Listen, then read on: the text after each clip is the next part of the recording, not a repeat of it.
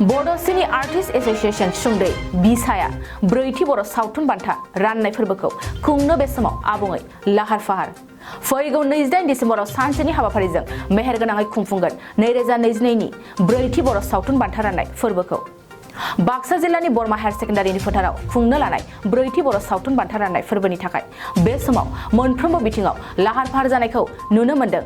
बानजाय आफादा मिथिनाय बादिब्ला बान्था राननाय हाबाफारियाव गोबां दैदेनगिरिफोरखौ हांख्रायनाय जादों आरो बे फोरबोआव मेरेबसोनि आफादगिरि दिफिन बर'आ बाहागो लानानै मोनसे गोनां आयदानि सायाव सावरायनाय हाबाफारिखौ बेखेवनानै होगोन।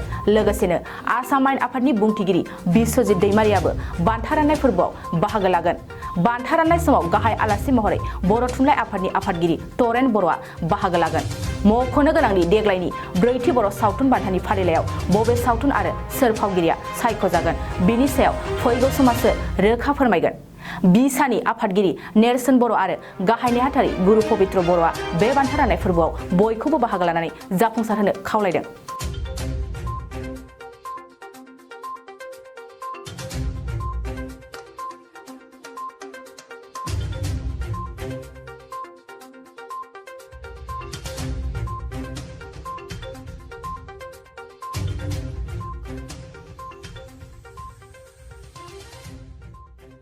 रौता ओनसोलनि रायजो राजाफोरनि थाखाय मोनसे गोजोनथाव खौरां।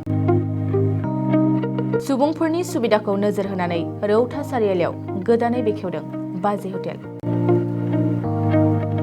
नंगौ, बे हटेलाव ओंखामनिफ्राय लानानै साहा आरो गोबां मोजां जाग्रा आदारफोरखौ नोंथांमोनहा मोनजागोन।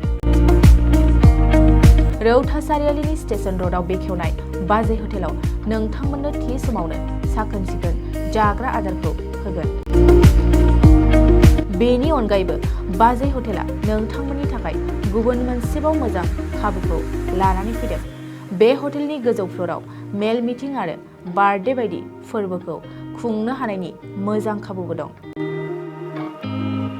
जुदि सोरबा सुबुङा बाजै हटेलाव जानाय आदार नङाब्ला मेल मिटिंनि थाखाय खाबुखौ लानोब्ला नैबे मबाइल नम्बर 9957514215 आव थोंजों फोनांजाब खालामनो हागोन।